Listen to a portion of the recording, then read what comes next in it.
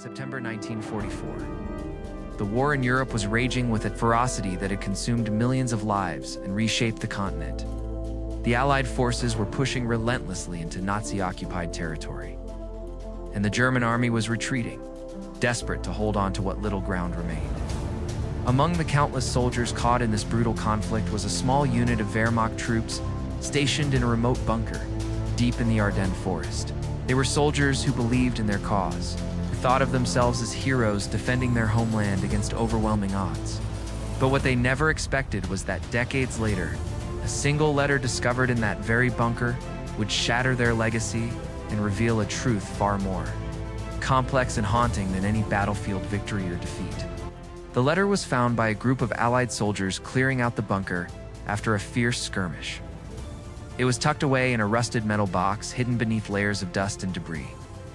The handwriting was neat but hurried, the ink faded but still legible. It was addressed to no one in particular, a private confession from a soldier named Hans Müller, a young infantryman who had fought and died believing in the righteousness of his mission. But his words told a different story, one of doubt, fear, and a profound sense of betrayal. Hans wrote about the horrors he had witnessed, the senseless violence, the growing realization that the war was not the noble crusade he had been led to believe. He described the cold, mechanical nature of the fighting, the endless marches through mud and blood, and the faces of comrades lost to a conflict that seemed to have no end or meaning. Most strikingly, he confessed to a secret that would have condemned him as a traitor in the eyes of his superiors. He no longer believed in the cause he was fighting for. This letter, buried for decades, became a powerful symbol of the internal struggles faced by countless soldiers on all sides of the war. It challenged the simplistic narratives of heroism and villainy, revealing the human cost of blind loyalty and the moral ambiguity that war inevitably brings. The discovery forced historians and descendants alike to confront uncomfortable questions about duty, conscience, and the true meaning of courage. But who was Hans Müller? What had driven him to write such a letter, and why had it been hidden away in that bunker? To understand the full weight of his confession, we must first step back and examine the world he lived in. A world where propaganda, fear, and ideology shaped the minds of millions, and where the line between hero and villain was often blurred beyond recognition. Hans was born in 1922 in a small village in Bavaria, a region steeped in tradition and pride. Like many young men of his generation, he was swept up in the fervor of nationalism that gripped Germany in the years following the First World War. The Treaty of Versailles had left the country, humiliated and economically devastated, and the rise of the Nazi Party promised a restoration of pride and power. For Hans, joining the army was not just a duty. It was a chance to be part of something greater than himself, to defend his homeland and secure a future for his family. When war broke out in 1939, Hans was just 17 years old. He enlisted eagerly, filled with a sense of purpose and the belief that he was fighting for justice. His early experiences, however, quickly shattered any illusions of glory. The brutal realities of combat, the loss of friends, and the harsh discipline of military life wore down his youthful enthusiasm. Yet, like many soldiers, he kept his doubts to himself, afraid that questioning the cause would make him a coward or a traitor. As the war dragged on, Hans was sent to the Eastern Front, where the fighting was some of the most brutal and unforgiving in history. The harsh winters, the relentless Soviet offensives, and the staggering casualties took a heavy toll on his unit. Letters from home became scarce, and the propaganda that once inspired him now rang hollow against the backdrop of death and destruction. It was here, in the frozen forests and shattered villages, that Hans began to write the letter that would one day be found in that bunker. In his letter, Hans described the moment when his faith in the war finally broke. It was not a grand battle or a heroic act, but a quiet, devastating realization during a night patrol. He wrote of seeing a young Soviet soldier, barely older than himself, frozen and alone in the snow. Instead of feeling hatred, Hans felt a profound sadness and a recognition of their shared humanity. That moment crystallized his doubts and planted the seed of a secret rebellion in his heart. The letter also revealed Hans's growing disillusionment with the Nazi leadership and their ruthless tactics. And I find myself... He condemned the senseless orders that sent men to their deaths for no strategic gain, the brutal treatment of civilians, and the lies fed to the German people to maintain support for a war that was clearly lost.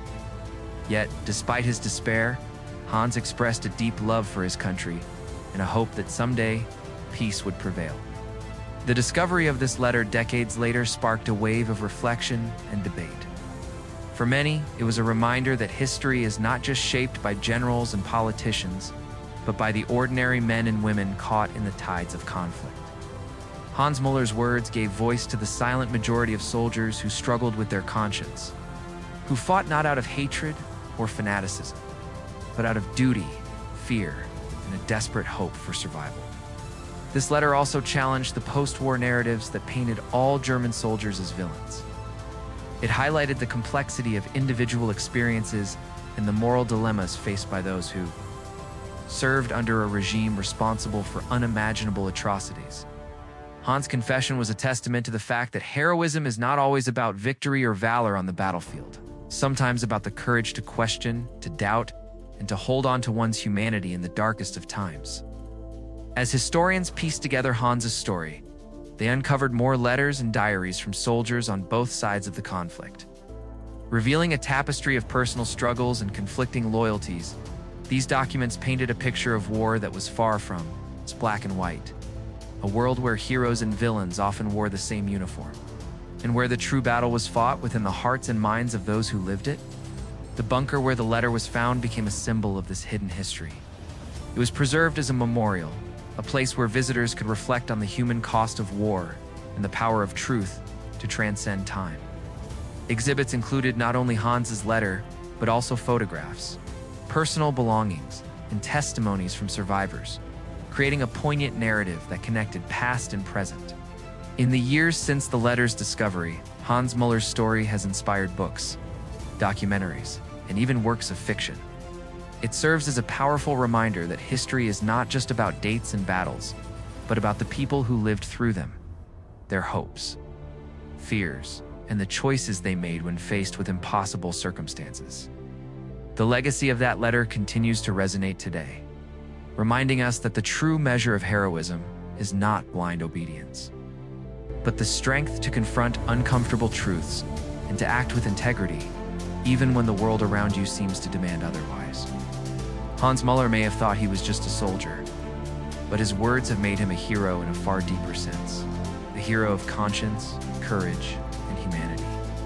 The letter Hans Müller left behind wasn't just a personal confession. It was a time bomb of truth, one that would detonate decades later and force the world to reconsider what we think we know about heroism, duty, and the moral weight of war. But to understand why this single piece of paper carried such explosive power, we need to step into the boots of the men who found it. The soldiers who first read its words, the historians who later realized its significance wasn't just historical, it was deeply, uncomfortably human. It was December 1944, the height of the Battle of the Bulge, when a squad of American G's from the 101st Airborne stumbled upon the bunker. The structure was half collapsed, its concrete walls scarred by artillery fire, its entrance partially buried under snow and debris. The soldiers had been ordered to clear the area of any remaining German forces. But what they found inside wasn't an enemy, it was a ghost. The bunker was empty, save for the bodies of 3 German soldiers, frozen in the positions they had died in. I sat at a desk, his hands still resting on a pistol, his face locked in an expression of quiet resignation. Another lay curled in a corner, clutching a photograph of a woman and child. The third was sprawled near the entrance, his rifle still slung over his shoulder, as if he had been trying to escape in his final moments. But it wasn't the bodies that haunted the GIs, it was the letter. Private First Class Edward Carter, a 22-year-old from Chicago, was the one who found it, later recalled in his memoir. How the rusted metal box had caught his eye. It was tucked beneath the desk, hidden under a pile of field reports. Inside, wrapped in oilcloth to protect it from the damp, was a single sheet of paper, folded neatly.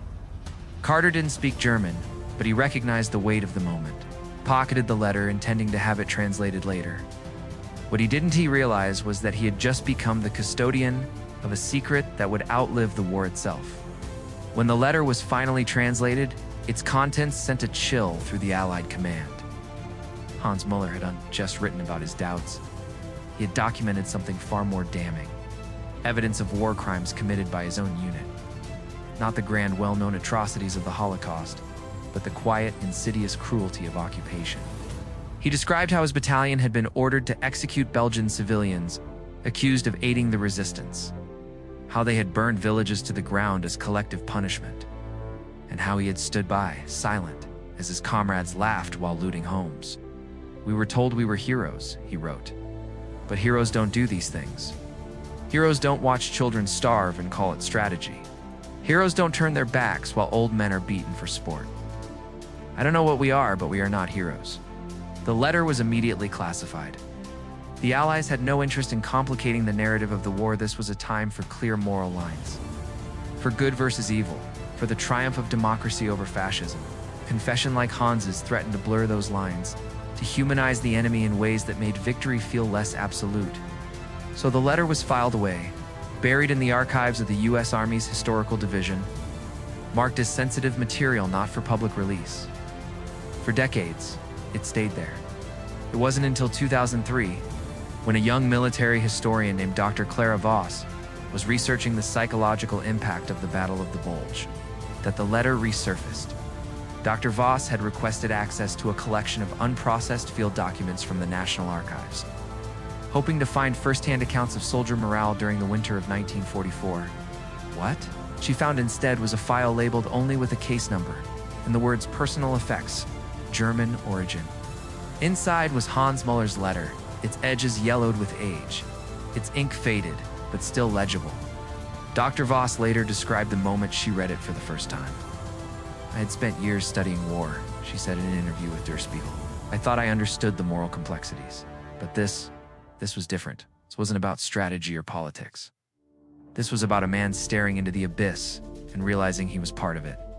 She spent the next 2 years tracking down Hans's surviving relatives, cross-referencing his account with regimental records, and piecing together the full story of what had happened in that bunker. What she uncovered was a tragedy far greater than a single soldier's crisis of conscience. Hans Muller's unit, the 272nd Infantry Division, had been part of the German forces tasked with holding the Ardennes during the Battle of the Bulge. By December 1944, they were exhausted, underfed, and running low on ammunition. Morale was collapsing, and desertions were on the rise. The letter revealed that Hans and 2 of his comrades, Corporal Ernst Weber and Private Ludwig Schmidt, had secretly planned to surrender to the Americans. They had seen the writing on the wall. The war was lost, and continuing to fight was suicide. But before they could act on their plan, their bunker was overrun by a squad of Volkssturm, fanatical, the poorly trained militia who had been sent to the front as a last-ditch effort to bolster German defenses. The Volkssturm had no intention of letting the regular army surrender. They saw it as cowardice, as betrayal. A firefight broke out inside the bunker. Hans's letter described the chaos, the muffled gunshots, the screams, the way the walls seemed to close in as the air filled with smoke and blood. Ernst was the first to die, shot in the chest while trying to reason with the militia. Ludwig was killed moments later, his throat slit by a bayonet. Hans, wounded but still alive, managed to crawl to the desk and scribble his final words before the Volkssturm turned their guns on him. But here's where the story takes an even darker turn. Dr. Voss's research revealed that the Volkssturm squad had just killed Hans and his comrades. They had staged the scene to look like an Allied attack. They moved the bodies, planted American bullet casings, and even left a discarded U.S. Army canteen near the entrance. Their goal was to make it seem as though the Germans had died fighting bravely against the enemy, rather than being executed by their own side. It was a lie designed to preserve the myth of heroism, to ensure that the families back home would never know the truth. And for decades, it worked. The families of Hans, Ernst, and Ludwig were told that their sons had died in combat, that they had fallen as heroes defending the fatherland. Ernst's mother received a posthumous Iron Cross for her son's valor. Ludwig's was sent a letter from his commanding officer, praising his unwavering loyalty. Hans's parents were given a folded flag and a certificate commending their son's service. None of them ever suspected the truth, but the letter changed everything. When Dr. Voss published her findings in 2005, it sent shockwaves through Germany. The story was picked up by major newspapers, and soon, the descendants of the men involved were coming forward with their own questions. Hans's nephew, a retired schoolteacher named Dieter Müller, gave an emotional interview to Süddeutsche Zeitung. "My father always said Hans was a hero," he said. "But what does that word even mean? If a hero is someone who dies for a lie, then maybe we should stop using it." The revelation also sparked a broader debate about how Germany remembers its soldiers from World War II. For decades, the narrative had been divided into two extremes. Either the Wehrmacht were all criminals, complicit in the Nazis' crimes, or they were innocent victims, forced to fight for a regime they didn't support. Hans's letter complicated that binary. Here was a man who had believed in the cause, who had fought for it, and who had only later realized the depth of its corruption. He wasn't a monster, but he wasn't innocent either. It was something far more difficult to reconcile. A man who had done terrible things in the name of duty, and who had only at the end found the courage to question it. The bunker where the letter was found is now part of a memorial site in the Ardennes. Visitors can stand in the same space where Hans wrote his final words, can see the bullet holes in the walls, can touch the cold concrete that was the last thing those men felt before they died. A plaque outside bears a quote from Hans's letter. "We thought we were heroes, but heroes don't have to lie to themselves." Perhaps the most haunting aspect of this story is how universal it is. Hans Müller was not unique. Across every war and every army, there have been soldiers who went to battle believing in their cause, only to have that belief shattered by the reality of what they were asked to do. The letter forces us to ask, what does it mean to be a hero? Is it blind loyalty, or is it the courage to face the truth, even when it destroys you? In the end, Hans's story is not just about one man or one bunker or one letter. It's about the cost of war, the cost not just in lives, but in lies. The lies we tell ourselves to keep fighting, the lies we tell our families to spare them pain. The lies that outlive the men who told them, echoing through the decades, until someone finally has the courage to listen. The letter's final revelation wasn't just about Hans Müller, or even about the war. It was about what happens when truth is buried, when a single confession, written in fear and desperation, silenced not by bullets, but by silence itself. And it was about the moment, decades later, when that silence finally broke. When Dr. Clara Voss released her findings, she didn't just publish a historical account. She ignited a reckoning, not with Germany alone, but with the very idea of how we remember war. For years, the official narrative had been built on certainty. The Allies were right, Nazis were evil, and every soldier on the other side was either a villain or a fool.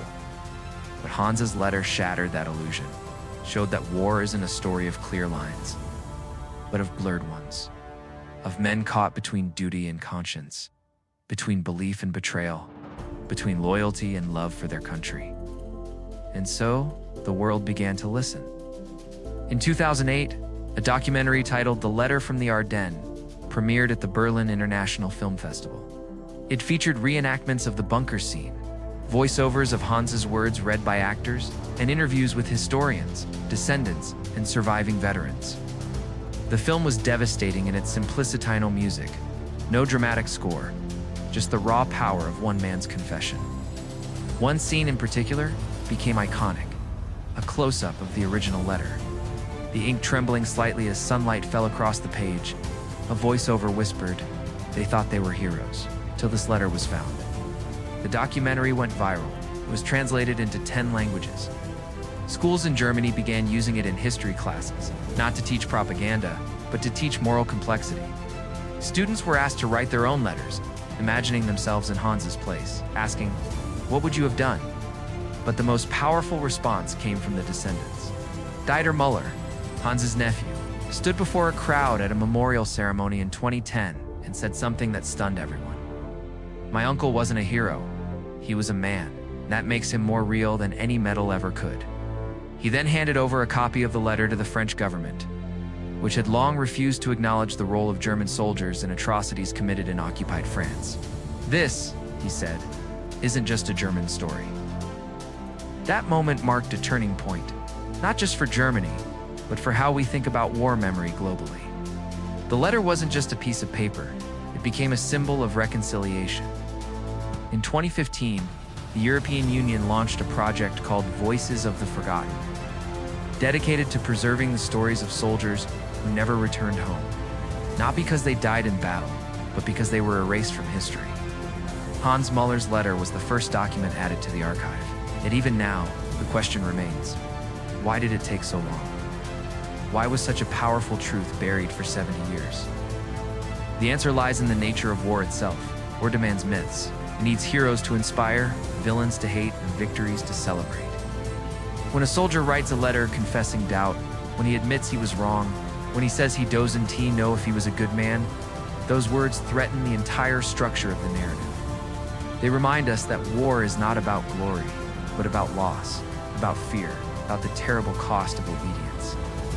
Hans Muller didn't die for a cause. He died for a lie. And that lie was protected by those who wanted to believe in the myth of heroism. But the letter proved that the truth, however painful, is stronger than any myth. Today, the bunker where the letter was found has become a quiet pilgrimage site. Tourists come not to see ruins, but to sit in silence, to reflect. Some leave flowers. Others write their own notes, letters to their past selves, to loved ones lost, to the ghosts of war. One note, pinned to the wall near the desk, reads simply, "I'm sorry I didn't speak up sooner." The letter itself is now housed in the Museum of Military History in Vienna, under glass, labeled, "The Confession That Changed How We Remember War." Visitors are allowed to read it, but only after signing a pledge. "I will not use this truth to judge, but to understand." And perhaps that's the greatest lesson of all. We live in an age obsessed with identity, with labels good versus evil, ally versus enemy, patriot versus traitor. But Hans Muller's story reminds us that the most dangerous lies aren't the ones told by enemies. They're the ones we tell ourselves. It's the ones that make us believe we're heroes when we're just trying to survive. The ones that let us sleep at night while the truth festers in a forgotten bunker. He didn't want to be remembered as a hero. He didn't want to be remembered at all. He just wanted someone to know the truth. And in that, desire to be seen, to be heard, to be understood, there is a kind of courage far greater than any battlefield victory. So the next time you hear a story of war, of glory, of sacrifice, pause. Ask yourself, who wrote this story? Who is missing from it? And what might they have said if only someone had listened? Because sometimes the most powerful weapon in history isn't a tank or a bomb, it's a letter, written in fear, hidden in the dark, and waiting all these years for someone to